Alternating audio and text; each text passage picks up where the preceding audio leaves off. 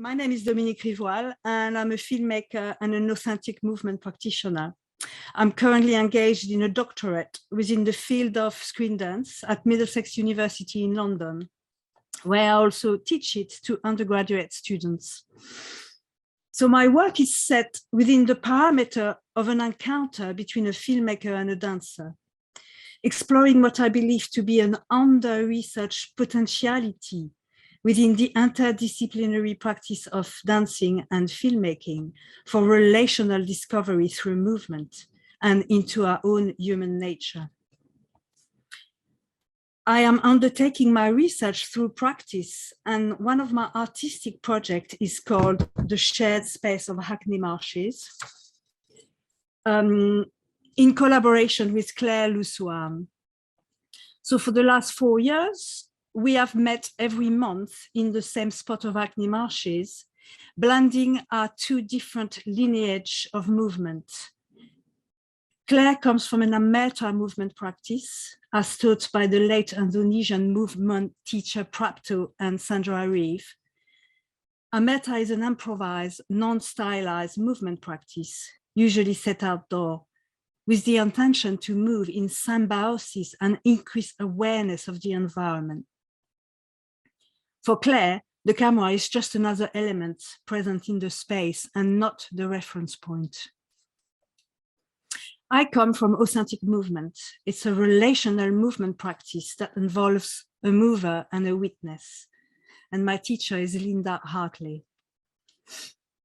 As my peer, filmmaker Steve Hopkins recently reminded me how a movement practice is needed to ground embodied filmmaking, shifting its focus from the eye and head to the body and limb.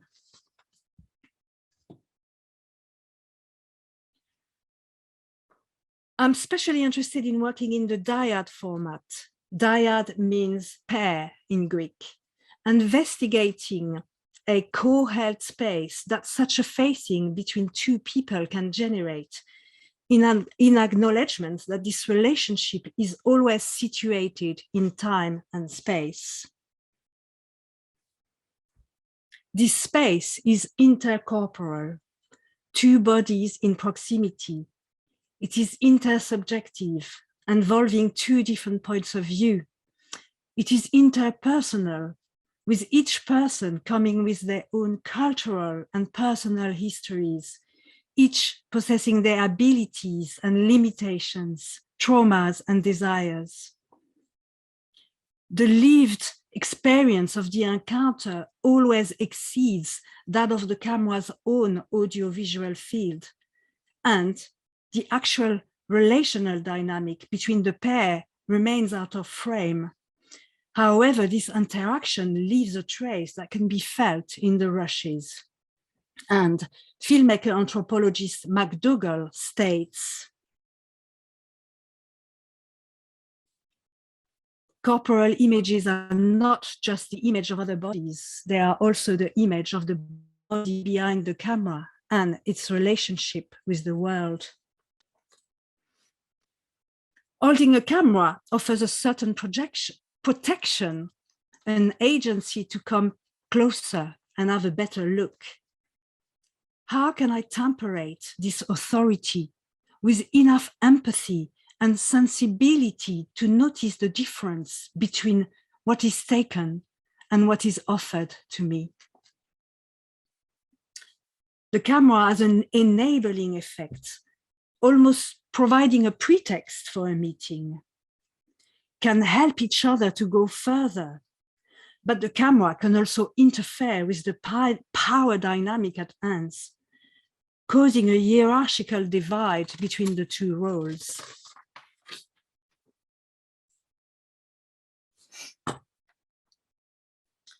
This particular aspect has been explored by Christopher Lewis-Smith, who writes about the divide that commonly exists between the performing dancer and the camera operator, in which the mover loses over their representation.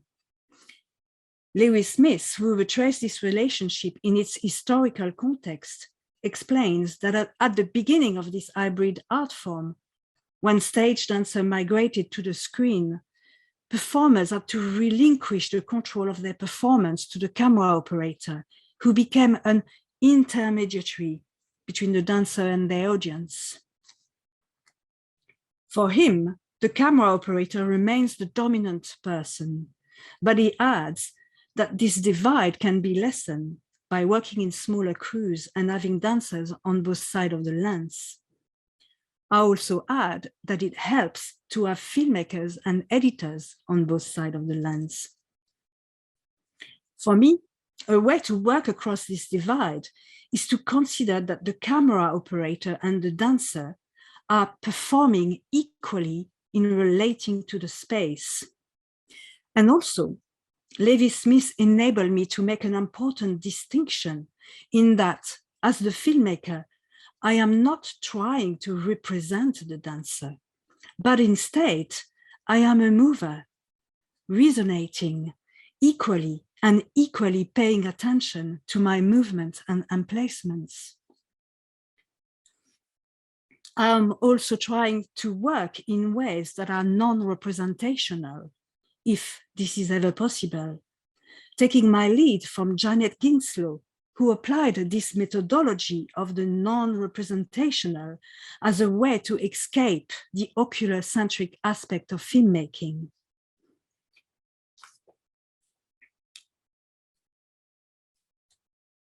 The concept of non-representation theory was coined by Nigel Thrift from the field of geography as a critical response to humans' obsession with representation. This theory proposes to focus on, quote, flows of everyday life and processes of becoming and enacting as an alternative to representation, end of quote. For me, this means paying attention to the emerging relational movement that unites and connects towards what anthropologist Tim Ingle calls the togethering of the world.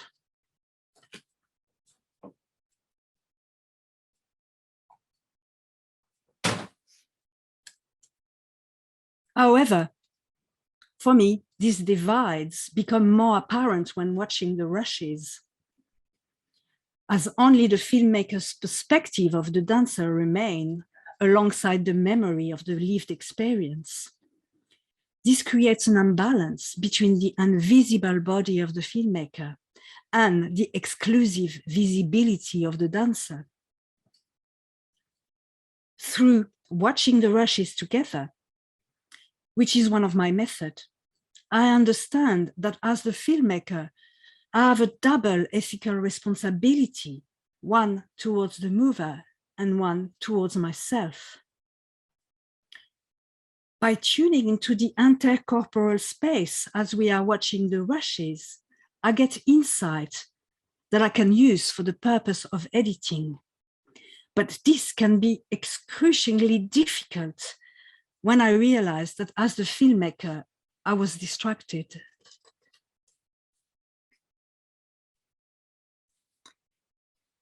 I started my doctorate with the intention to make films.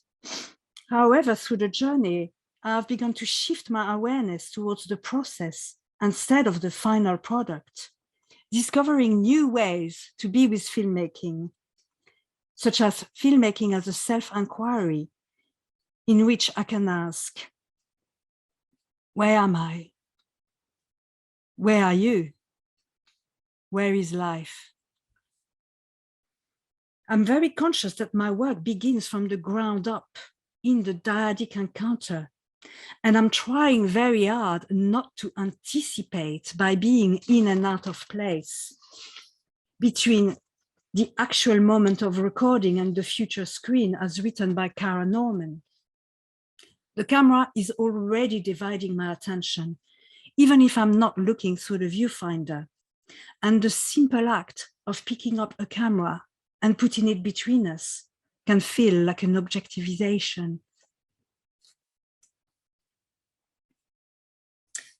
Developing a somatic practice of filmmaking means privileging the experience of this process instead of the end product.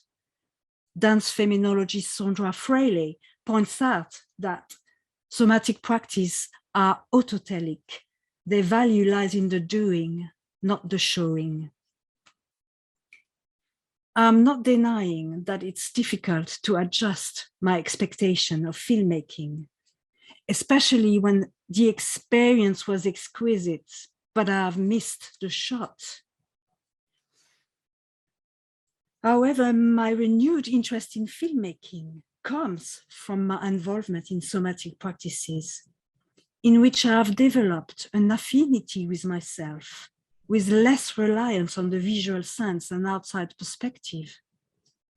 As the filmmaker mover, I purposely moved from this embodied sense of self with a renewed sense of agency to consciously position myself in relationship.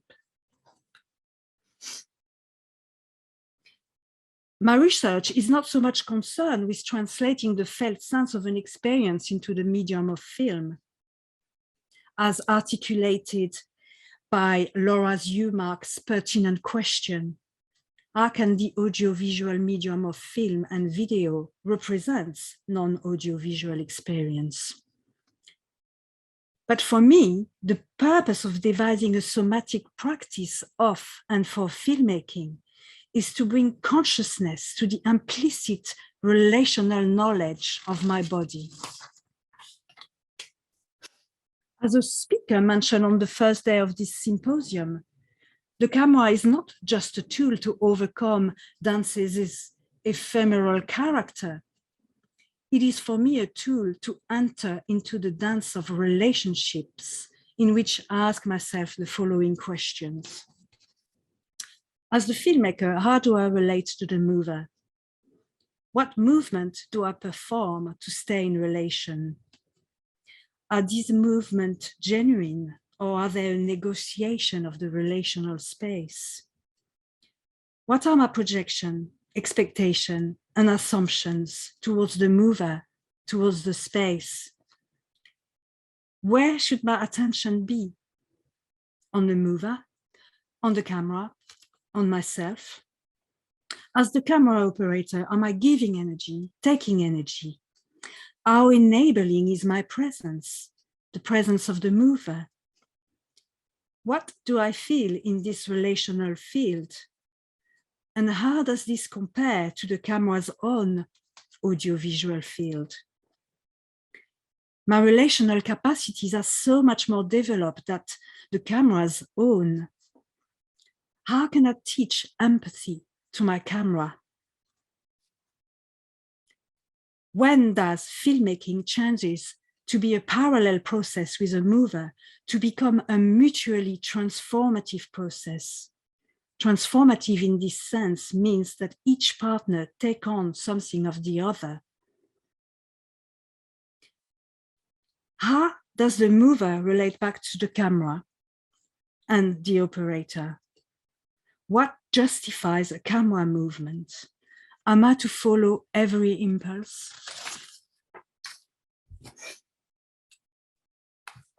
I'm setting my research within the field of screen dance because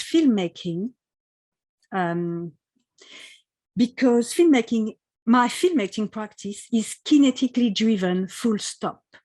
It is by placing my attention on movement and through movement that I create moving images. I'm especially interested in movement for its pre-verbal, relational, and revelatory affordances when combined with the medium of video. Movement, according to movement researcher Hubert Godard, is a basic principle of existence and the very mean from which organisms enter into relationship with each other and the environment. Attending to movement helps me to pay attention to how I enter and exit a relationship. This is assisted by the camera's ability to track the movement across the frame and the movement of its operator. Filmmaker and meta movement practitioner Steve Hopkins notes how every micro movement that the camera operator makes is a manifestation of the operator's physical and mental state in relation to the other. Micro movement, such as my mouse meeting the spoon in the act of eating, the cat leaning into me, leaning towards my touch, as well as the movement that moves me away from a relationship when I'm internally recoiling because I am unable to express something. Paying attention to micro movement can help to render visible moments of correspondence emerging from a willingness to see and to be seen. The concept of correspondence from Tim Ingold, who describes a connectedness between people and material that comes with a willingness to be transformed in the exchange. This notion of correspondence describes a kind of a togethering of the world that usefully ties the element of this filming practice with my research. Within the field of screen dance, I'm using Claudia Kappenberg's map to further situate myself within observational screen dance, defined as an anthropological approach taking place in real time, in real space, with a quality of spontaneous, unrehearsed movement. And this is in contrast to an author screen dance. But perhaps a more relevant attribute for my practice might be attentional rather than observational. Attentional filmmaking requires the filmmaker to be present to their immediate surrounding. And attention, in this sense, is not consciously directed by a subject as if shining a spotlight on the world.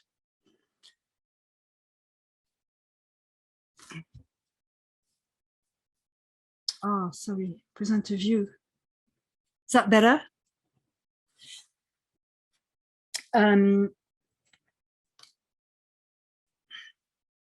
So attentional filmmaking requires the filmmaker to be present to their immediate surrounding. Attention in this sense is not consciously directed by a subject as if shining a spotlight on the world, but as philosopher Erin Manning explained, it is emergent in the event, activated by the force of the directionality the event calls for. Like Ingold, she sees attention as the resonant coupling of concurrent movement. So whereas observation is a kind of looking at something, attention is a witness alongside a collaborator and an environment, instead of a looking at that might feel like an objectivization. As a filmmaker, I am paying attention. I'm making a distinction between I am moving and I am being moved, making a discernment between movement coming from the self and movement called for by the event. Making this distinction brings clarity on the difference between a practice of intention and a practice of attention, and helps me to gain a meta perspective that takes into account the different agency at play.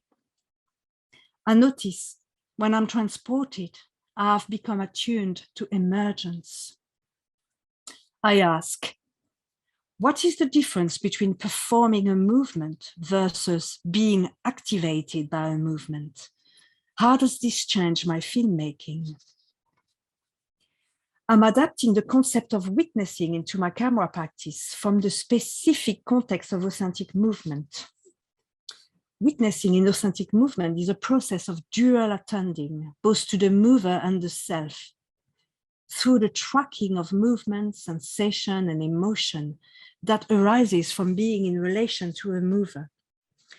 This concept has already been explored by Ayla Goldman, who writes that the witnessing principle is a transferable methodology that can be applied to any content. She herself has used camera witnessing to film authentic movement practice with a static camera at the edge of the space to invite an audience into the usually private sphere of authentic movement.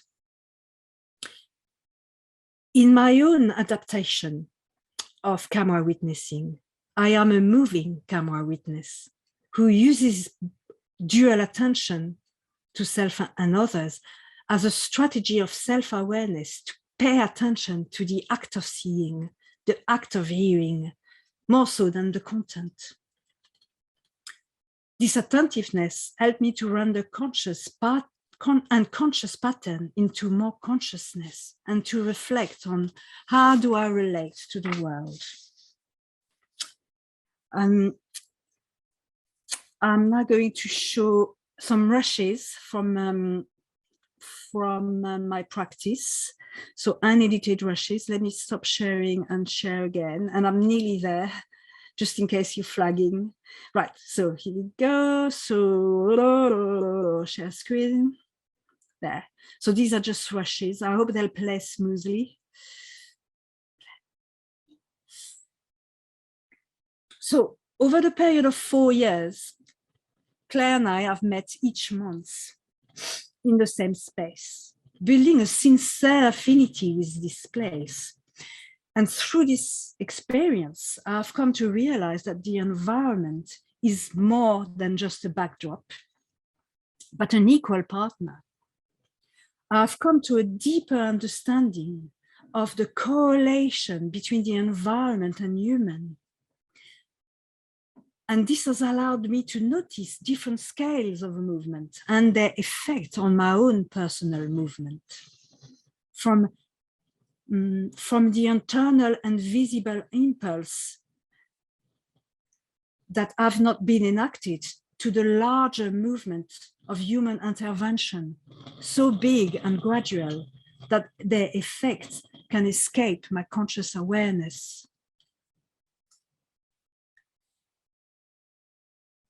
I've also noticed over the years how my attention has evolved from being solely focused on my partner to widen, to include the environment, and eventually take myself into account while paying attention to how do I relate. And I'm at my conclusion now. So filmmaking is a tool that allows me to become conscious of my own subjective experience and projections towards the mover.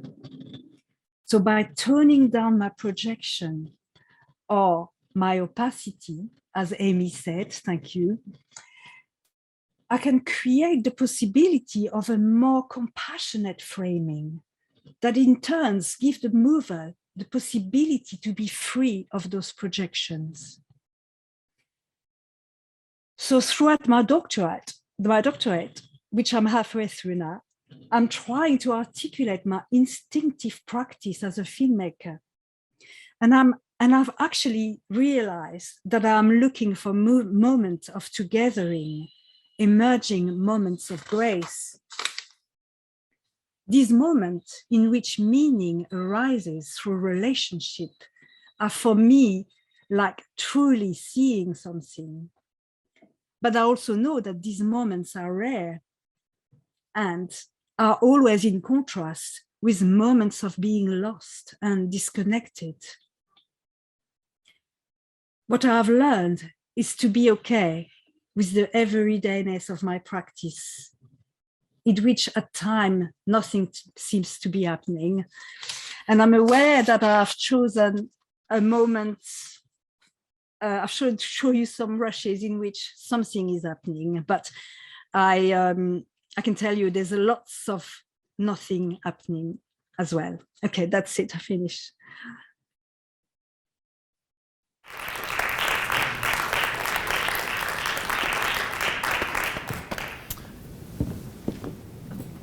I'm not sure if she can see me or hear me. Can you tell me, anybody? I can hear you. Oh, good. Okay. Well, thank you. We're inventing Zoom every couple minutes over again here. So if we have a question? Would you maybe take a question, one question? Sure. Okay. I'm looking out into the audience to see, there's Harmony Bench has a question I can relay. I'll come down. Or you can come down, okay.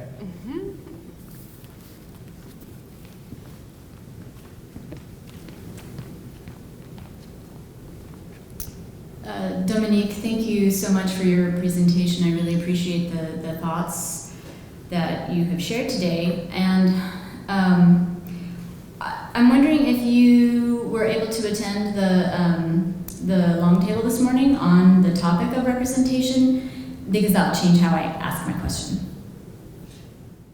Yes, I was. I mean, some of it. Okay, so my question is, so I understand that you're working with non-representational theory, and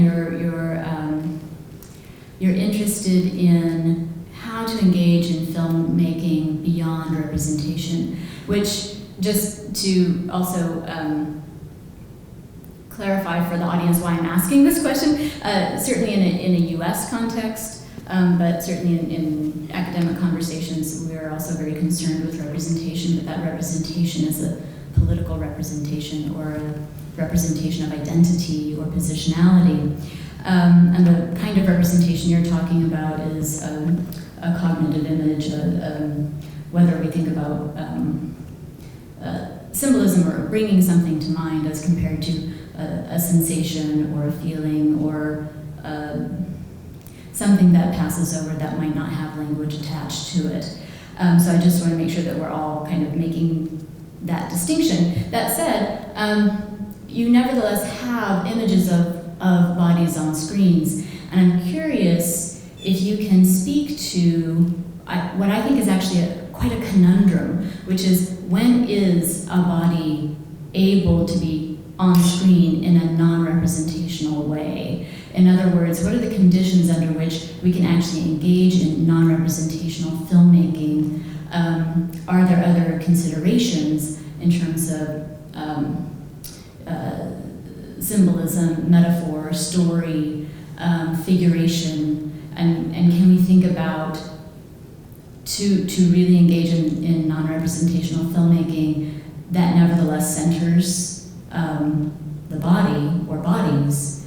I'm just curious to have you kind of talk us through your ideas around that. Does that make sense? Yes, sort of, yeah. Okay. Well, I'm still working my way through what it actually means to work in a non-representational way. For me, it's what I try not, well, I try to focus on movement. And often when I'm operating the camera, I'm not looking through the viewfinder. I'm putting the camera on my center, and I am engaged. I am just actually engaging with the flows with movement and with the flows, and what is moving in me, what is moving around me.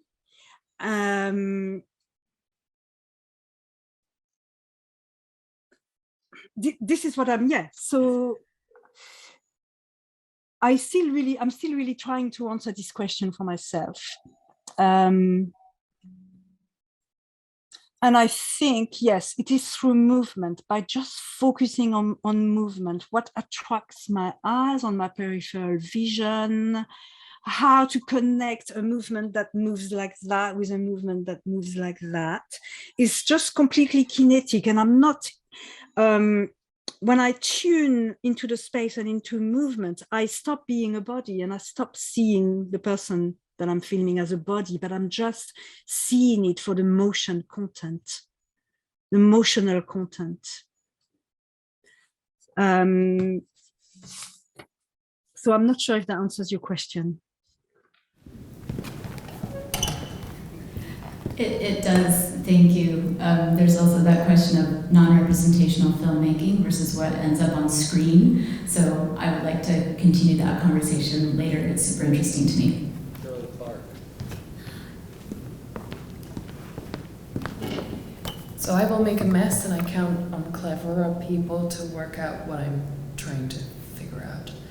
And it's following on from what Harmony and Dominique, what you were saying, and connecting it to, Dominique, your description of the process of capturing, or of being in the experience, capturing an experience. The quote you had from Marx about, sorry, I'm very without brain, it's amazing.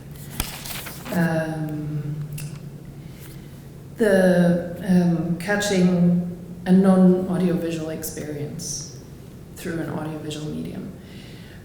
And the thing I'm thinking about is, how do we see this work, and is it to be seen? Is the purpose of this to be seen? Is the answer, is part of the answer of how do we deal with something non-representational about dealing with that part of the work's life?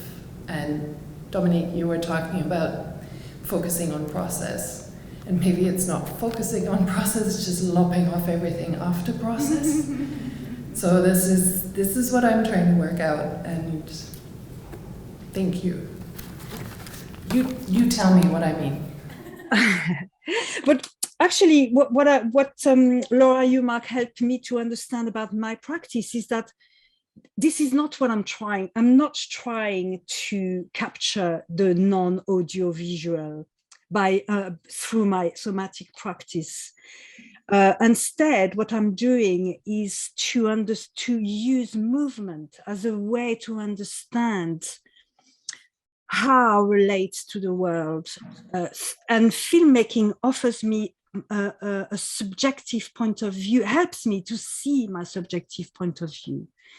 And in a way also, yes, thank you for saying that, Gita. Yes, my research is focused on the process and then not so much the screen. And maybe, I mean, yes, it will be a film.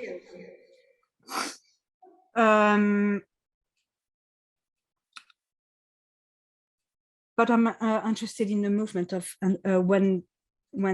when it's inscribed, when it's, yeah, just that particular moment. Sorry, I'm wobbling on. One postscript is that I have seen the Hackney Mush. I've seen the installation that is part of this, and it was very worth seeing for me. So this is also messing with my head. So yeah.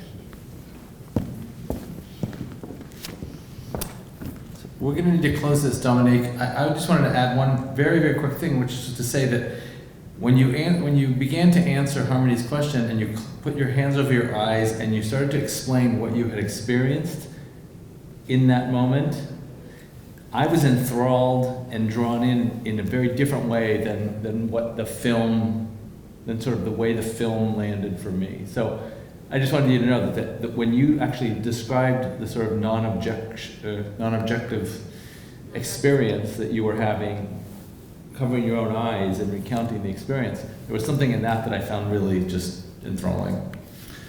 So I'm going to say thank you. Thank you.